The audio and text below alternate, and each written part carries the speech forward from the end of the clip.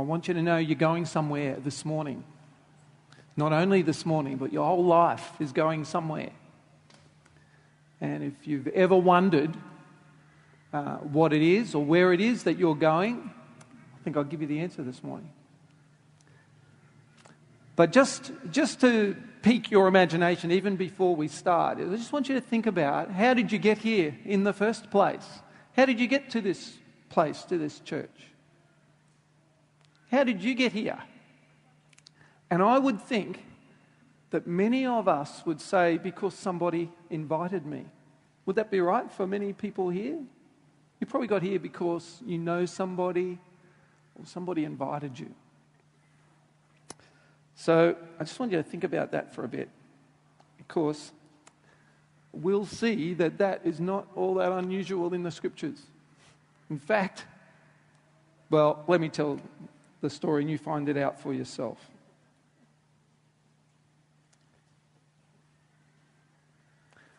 I want to do something that Faylene Sparks did on Wednesday night with us. It was a visualization. And she said, this is a really good way of getting into the Scriptures, and I think we can do it this morning. I want you to, like I said, come with me on this journey, and we're going to go to a place in our minds, in our imagination. And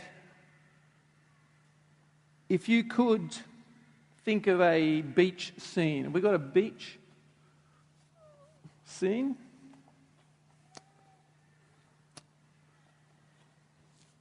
And I just want you to see yourself somewhere in this. It's a beach scene, but you're there and there's other people there as well. This is the beginning of the church. This is the beginning of our journey.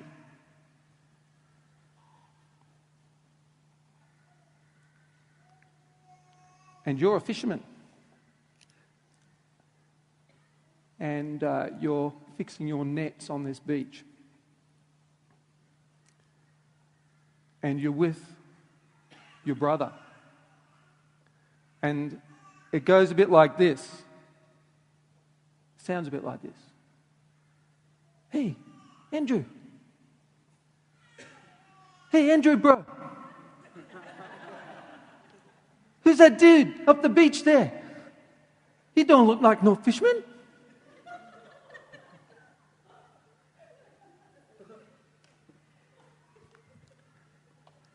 And sure enough, coming down the beach is this tall guy. So you're with me on the beach? Bro? On the beach? On the beach. Yeah. And what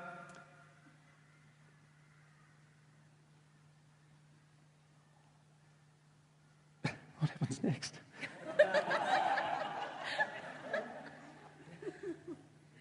Peter says, I think he's coming to us, yeah.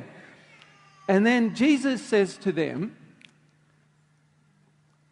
I want you to follow me. And you know what they do? They drop everything and they say, okay, bro, we come with you. And they walk down that beach a bit further and there's two more brothers. Hey, James and John are there. They're fishermen too. And Jesus says to them, follow me. And all they had to look forward to was a hard day at fishing. So they dropped their nets and they said, well, okay, bro, where would you?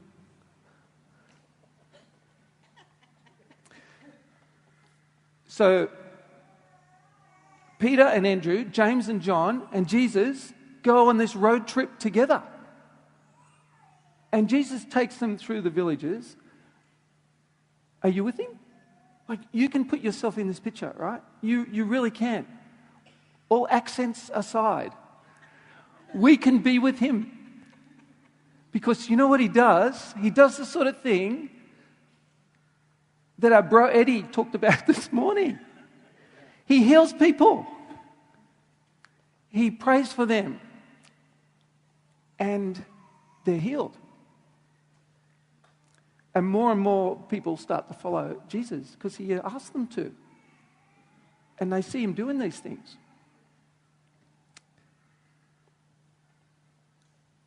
And the crowds got bigger. Every now and then there were some demons in these people, and Jesus cast them out with prayer. You been there? You done that? You can do that too.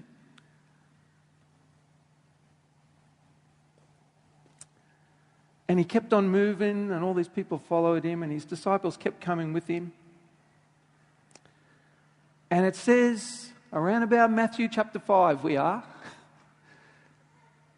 there's all these crowds following him, and he kept moving, but Jesus called his real close disciples aside, and he said, just come with me onto the side of the mountain. Sit down with me on the side of the mountain. And he started to teach them, and he probably sat on a bit of a mountainside like this. The beach is a bit further away, you know. They've come up the mountain a bit. And he began to teach them the values of the kingdom of God. So just listen to the scriptures. This first audio, this is what he taught them on that place. And you're there, okay? You're with him. Chapter 5, the Sermon on the Mount. One day, as he saw the crowds gathering, Jesus went up on the mountainside and sat down.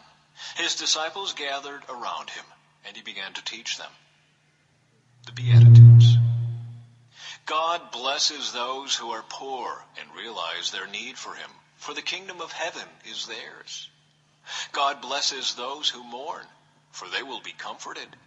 God blesses those who are humble, for they will inherit the whole earth. God blesses those who hunger and thirst for justice, for they will be satisfied. God blesses those who are merciful, for they will be shown mercy.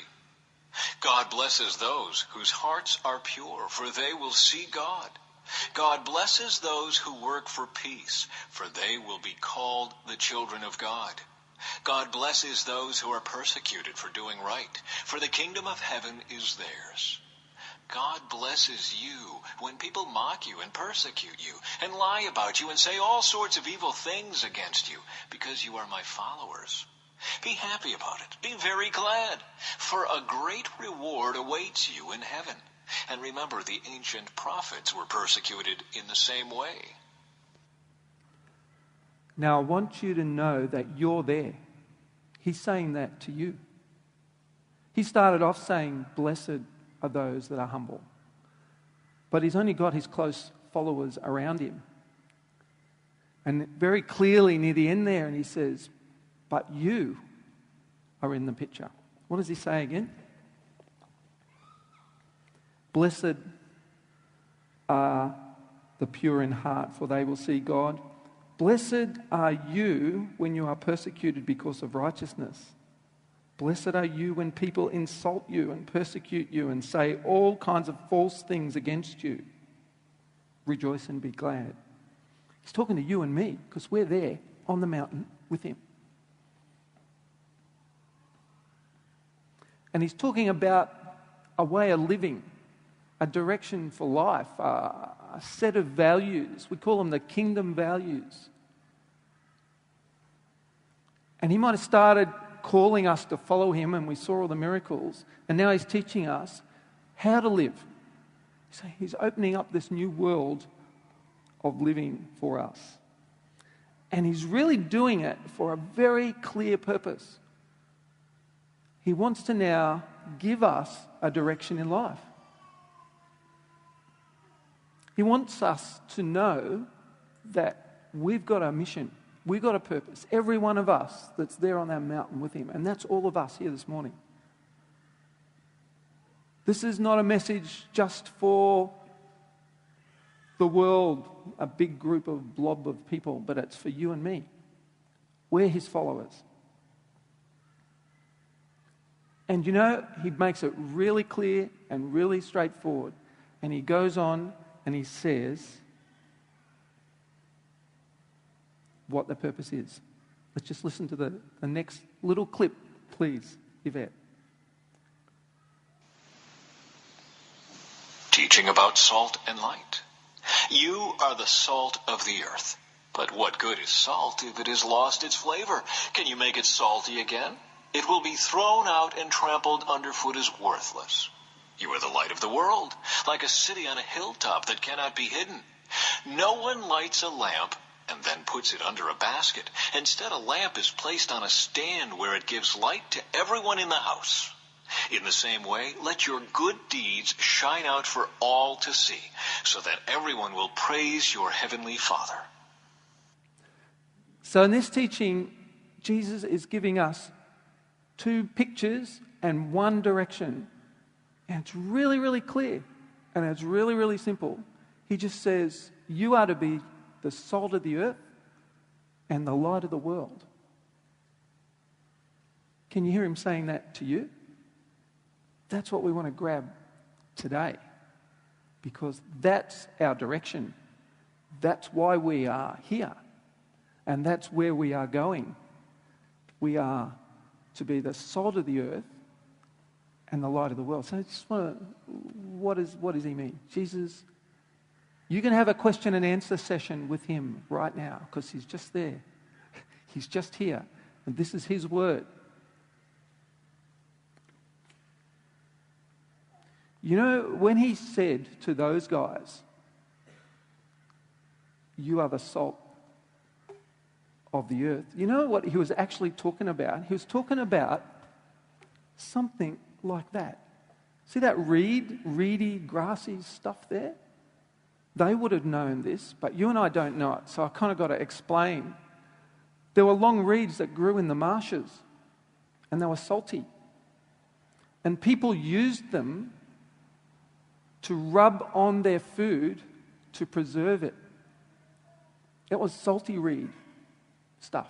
It wasn't the pink Himalaya stuff you buy from the supermarket here in Springfield, you know, that comes from... How does it get to the Himalayas, that salt, anyway? Anyway, this stuff that Jesus was talking about was reedy, growing stuff, and they knew exactly what he meant. And not only did they know in their mind, this is what he's talking about in that picture, but they knew what he was meaning. It was used for preserving. That's a really, really key thing to understanding this purpose. He's saying, you and I have to have a preserving or preservative effect on the world. You have to be the preservative of the people around you.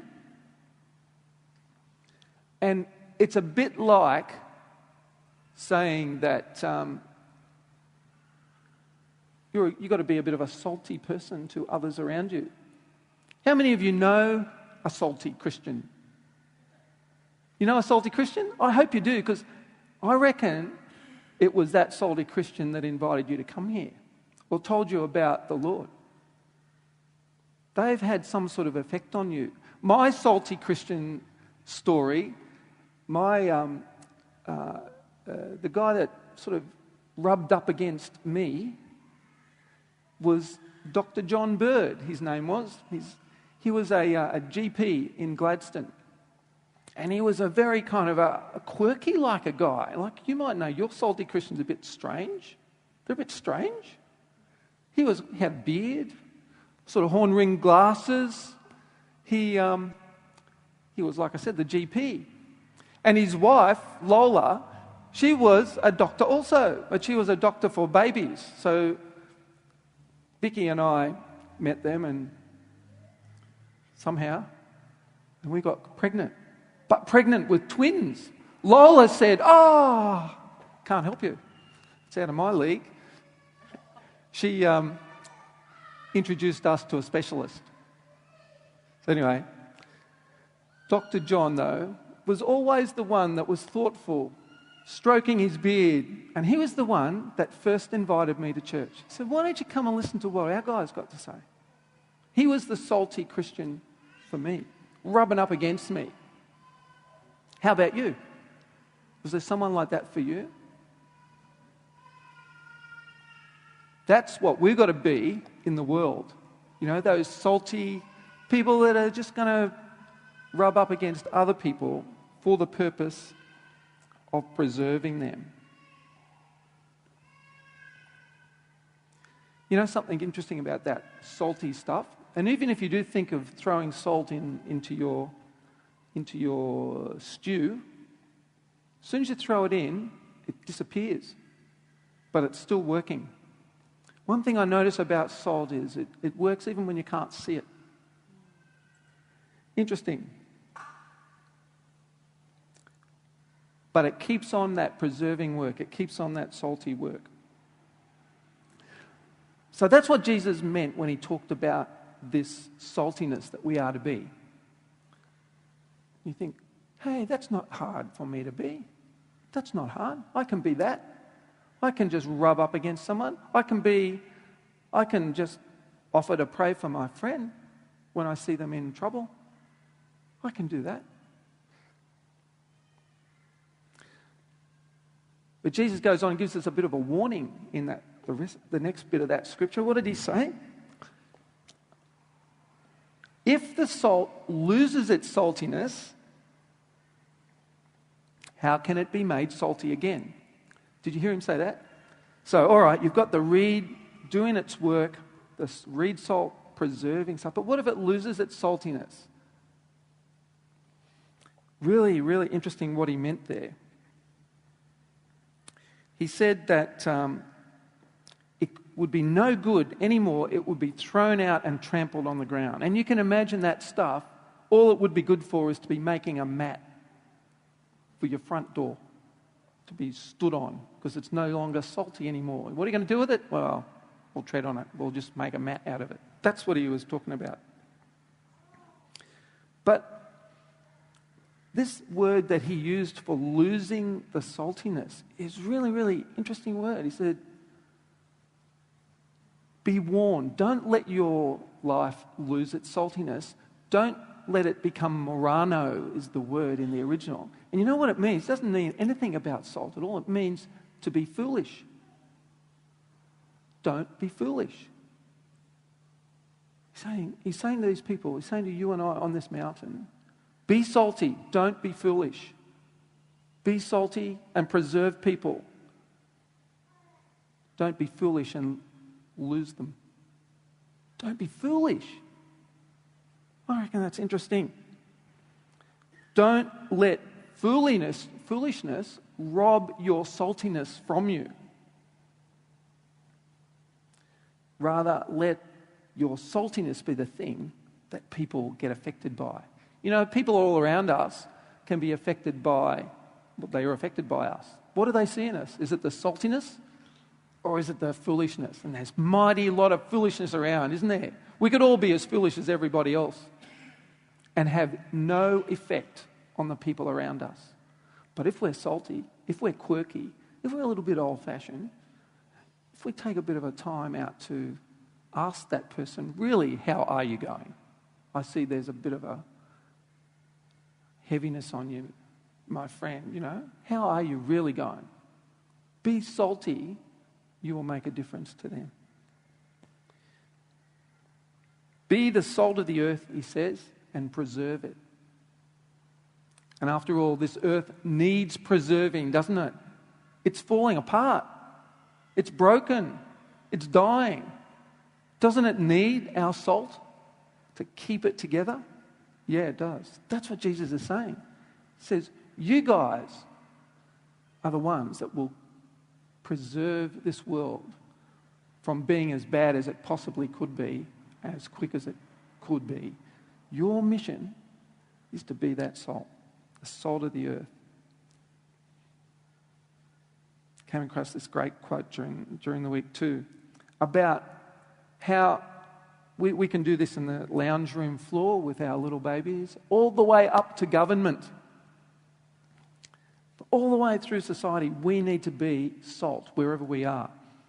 And in terms of government, the purpose of government, according to this theologian Niebuhr, the purpose of government is to bring justice to a sinful world. So we have a purpose of stopping things being as bad as they possibly could at every level. From the lounge room floor all the way up to the halls of government. Jesus wants us Christians to preserve the society around us. We are to be the protectors, the champions of truth and justice. We're the ones to be showing what is true faith, what is true love, to a world that's dying. We're the ones that know how that works because we've received the love of God. That's what he wants us to be. That's what he wants us to do. So that's the first part of our direction, our mission. Simple enough. Be a salty Christian. Can you remember that? But remember it in terms of you're protecting something that would die, that would fall apart without you. But then he goes on to the second part. In the second part he says, and I want you to be the light of the world. Salt of the earth, light of the world.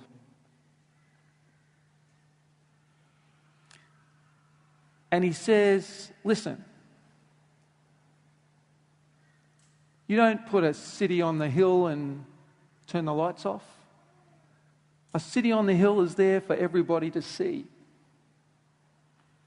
Or in my terms, a lighthouse. Just love that Cape Byron lighthouse, eh? So white and bright, so large and strong, a light that it shines. We're to be a light of the world.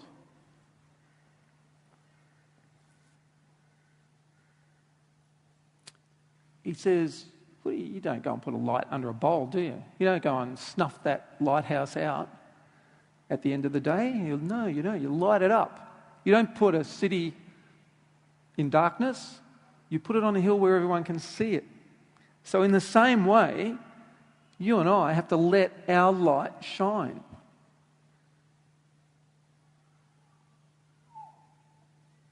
Like putting it on a stand, showing it to everybody to see.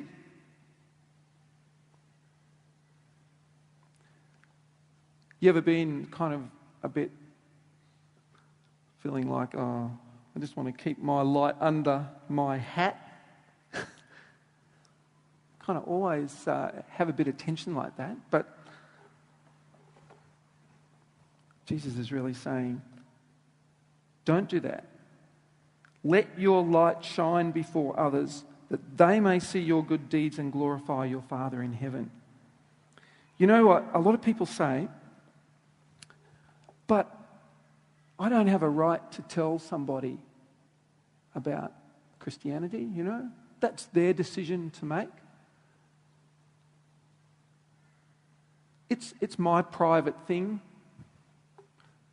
What right do I have to tell somebody else? But you know what? Jesus, sitting on that mountain with us, is saying different.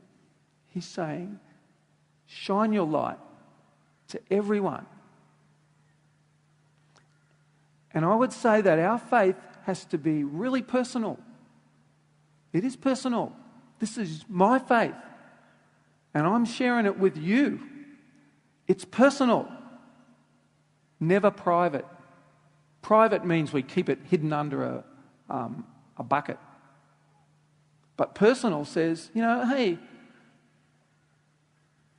we know each other enough that I can tell you what really is my life direction. It's because I have a personal relationship with the Lord.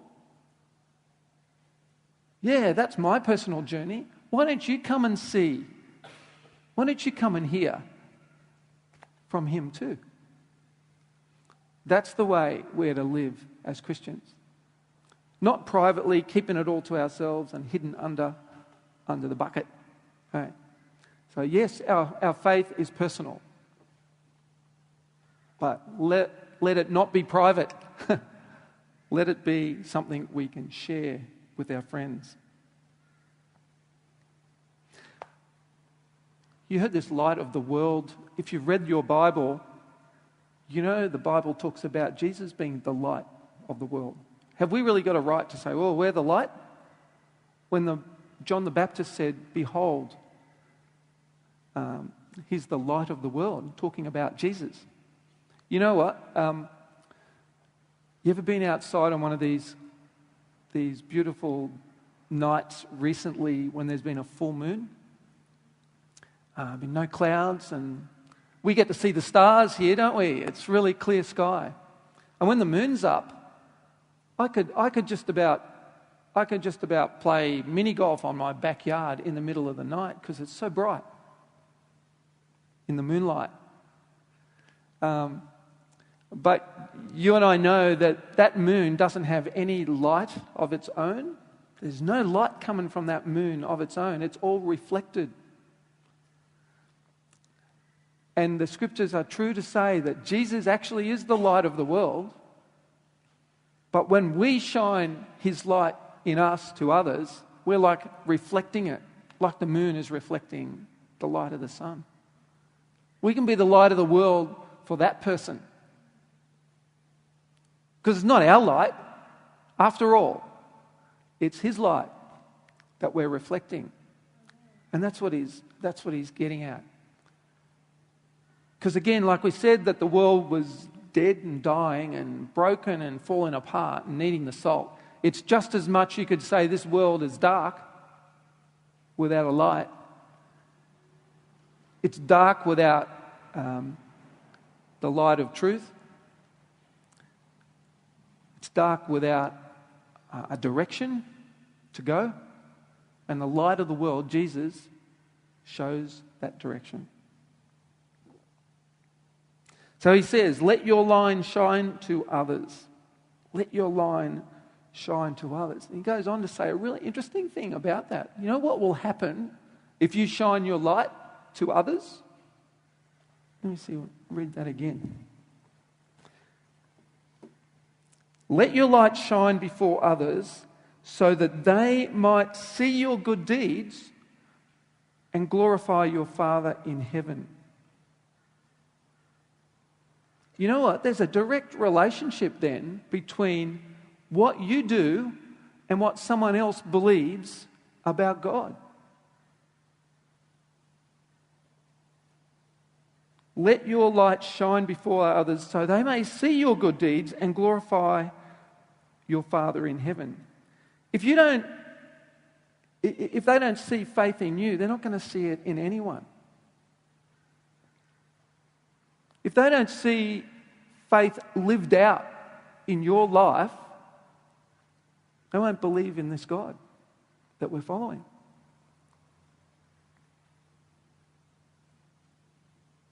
But if they see faith and good living in you, they're not going to glorify you. They're going to glorify the God who's motivating you in that way. So, again, Jesus is saying how you live is really important. How you live in front of these people, how you be your light in front of people is really important for the whole kingdom to roll out. It depends on how you live your life. He's sending us out to do that, to be a light in front of people. And we know all this is true. It's really not so hard, is it, to understand? It's not hard to understand. We know it's true. But sometimes we object in our head. We say, and I hear this a lot, but I just don't know enough. I just don't know enough to be a witness to someone. But Jesus is not saying anything about what you need to know. He's saying what you need to do. He's saying how you need to live. You don't have to know stuff, but you have to show stuff. And really, when you show someone the message of the gospel, it's so much more powerful than even saying something to them. Show them love. And then tell them where that love comes from. Show and tell, far better, more powerful formula in any kind of learning. Show and tell works wonders in the classroom. But tell and tell, just hard work. Try showing and telling, Jesus is saying. Show your light. And then when they say to you, why are you doing that? You can say, I'm a follower of Jesus. He's done so much for me. I'm showing you his love. Show and tell is what Jesus is telling us to do. But you know, he actually showed and told too.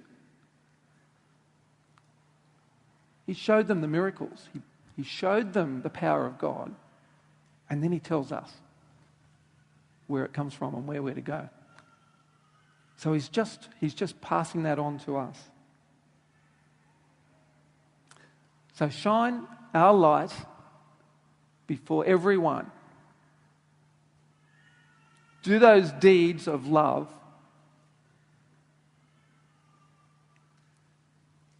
And that will lead people to the Father. Well, I don't think that's that hard. I could get up off that mountain and head out into my life feeling like I can do something here. Even every one of us can do that.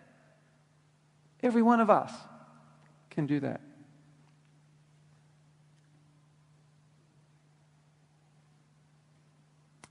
I was with the Sun Kids last week, so I didn't see Marty's example, but his was an example of showing service to people, I believe.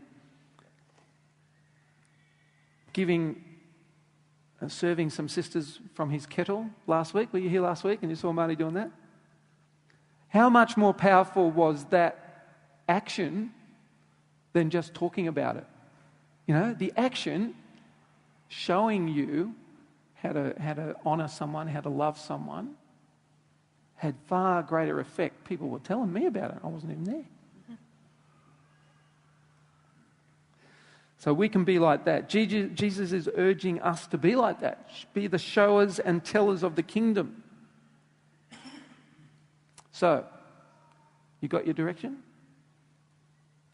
Almost ready to leave the beach, the mountain, head down to the beach. You're going to be the salt. You're going to be the light.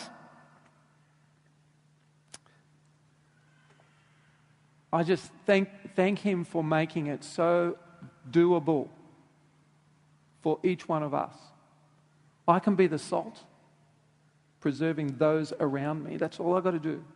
That's all you've got to do. Be the salt in that situation when something's about to fall off, fall away, go the wrong way. You're the salt in that situation. And be the light in that situation with another person perhaps who's perplexed, and you can see that. Say, hey, I can pray for you. I can help you. And let's see what happens in their mind from that.